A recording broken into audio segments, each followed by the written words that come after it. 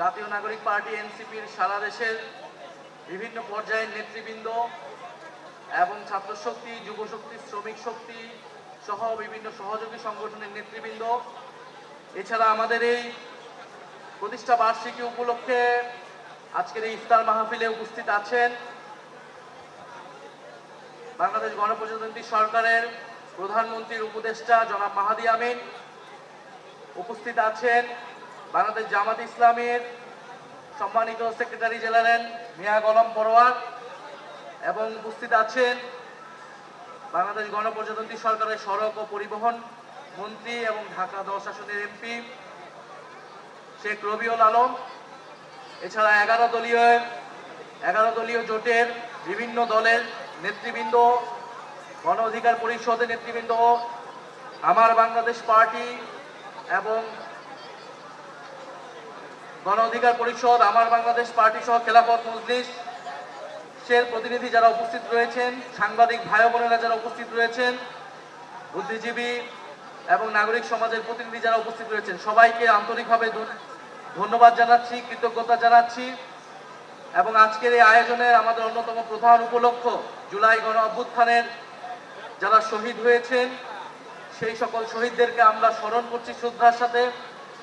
শহীদ পরিবার প্রতিনিধিগণ উপস্থিত রয়েছেন, জুলাই আহতরা উপস্থিত রয়েছেন, বৈষম্য বিরোধী ছাত্র আন্দোলনের বিভিন্ন পর্যায়ের নেতৃবৃন্দ উপস্থিত রয়েছেন। আপনাদেরকেও আন্তরিক ধন্যবাদ এবং কৃতজ্ঞতা জানাচ্ছি। জাতীয় নাগরিক পার্টি এনসিপির 1 বছর আজকে পালিত হচ্ছে।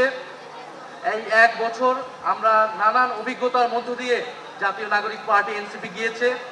শুধু এনসিপি নয়, পুরা বাংলাদেশই আসলে এই 1 বছর বহুমাত্রিক অভিজ্ঞতার মধ্যে দিয়ে গিয়েছে। আপনারা জানেন, গণ অভ্যুত্থান পরবর্তী একটি সময়, সেই সময়কে ধারণ করে বাংলাদেশকে এগিয়ে দিতে যে নেতৃত্ব প্রয়োজন, এনসিপি তার জায়গা থেকে সেই চেষ্টা করেছে। আমাদের আজকের এই প্রতিষ্ঠা বার্ষিকীর যে প্রতিপাদ্য, যে দেশ যাবে নতুন পথে, ফিরবে না আর ফ্যাসিবাদে, আমরা মনে করি ফ্যাসিবাদ থেকে আমরা বেরিয়ে এসেছি। ফ্যাসিবাদী সরকারের পতন ঘটেছে, ফ্যাসিবাদী বন্দোবস্ত বিলোপের রাজনীতি আমরা করছি। আমরা মনে করি বাংলাদেশের সামনের পথ এটাই, ফ্যাসিবাদকে বিলোপ করে গণতন্ত্র প্রতিষ্ঠা করা সম্পূর্ণভাবে। সেটার জন্য যে সংস্কারের লড়াই, জুলাই সনদ বাস্তবায়ন সহ গণভোটের গণরায় বাস্তবায়ন, সেই লড়াই আমরা চালিয়ে যাচ্ছি।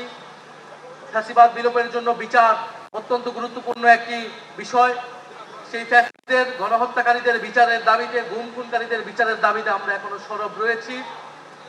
এবং আমাদের আজকের অন্যতম আরেকটি প্রতিবদ্ধ হচ্ছে যে বিপ্লব, বিকল্প এবং বিনির্মাণ।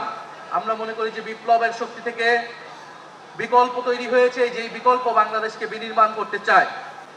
এনসিপির পথ চলা 1 বছর হলেও এনসিপির পিছনে অনেক বড় প্রেক্ষাপট রয়েছে। আমরা আজকে স্মরণ করছি 2013 সালের হেফাজত ইসলামের যে আন্দোলন, আলেম ওলামাদের উপরে যেই নির্যাতন, নিপীড়ন, গণহত্যা হয়েছিল। 18 সালের কোটা সংস্কার এবং নিরাপদ সড়ক আন্দোলন, ভ্যাট বিরোধী আন্দোলন এবং পিলখানার যে গণহত্যা এবং জুলাই গণ অভ্যুত্থান, বৈষম্য বিরোধী ছাত্র আন্দোলনের নেতৃত্বে সংগঠিত হয়েছিল। এই প্রেক্ষাপটের ভিত্তিতেই জাতীয় নাগরিক পার্টি এনসিপি গঠিত হয়েছিল। গত বছর 2025 সালের 28শে ফেব্রুয়ারি এনসিপি 28শে ফেব্রুয়ারি প্রতিষ্ঠিত হলেও গণ অভ্যুত্থানই আসলে আমাদের শেকড়। গণ অভ্যুত্থান থেকে আমাদের যাত্রা শুরু হয়েছে। আমরা সামনের দিকে এগোতে চাই। সামনে স্থানীয় সরকার নির্বাচন, আমরা স্থানীয় সরকার নির্বাচন দ্রুত হবে সে প্রত্যাশা রাখবো। সারা দেশে এনসিপির প্রতি আহ্বান থাকবে যে আপনারা স্থানীয় সরকার নির্বাচনের প্রস্তুতি নেন। তৃণমূল সংগঠনকে আমরা শক্তিশালী গড়ে তুলতে চাই। এবারের নির্বাচনের 6টি আসন আমরা বিজয় লাভ করেছি। আমরা এটাতেই সন্তুষ্ট নই। আমরা সামনের দিনগুলোতে আমাদের এই অর্জনকে আমরা বৃদ্ধি করব। আগামীর সংসদ দ্রুত সময়ের মধ্যে সংস্কার পরিষদ হবে এবং অন্তর্বর্তী সরকারের যত আইন তারা পাশ করেছে, যত অধ্যাদেশ রয়েছে, সেটাকে ইন্ডিমনিটি দেওয়া হবে, সে সংসদ সেটাকে অনুমোদন করবে, সেই প্রত্যাশা আমরা রাখছি। আর আজকের এই আমাদের আয়োজনে বাংলাদেশ গণপ্রজাতন্ত্রী সরকারের প্রধানমন্ত্রী জনাব তারেক রহমান, উনি শুভেচ্ছা বার্তা জানিয়েছেন।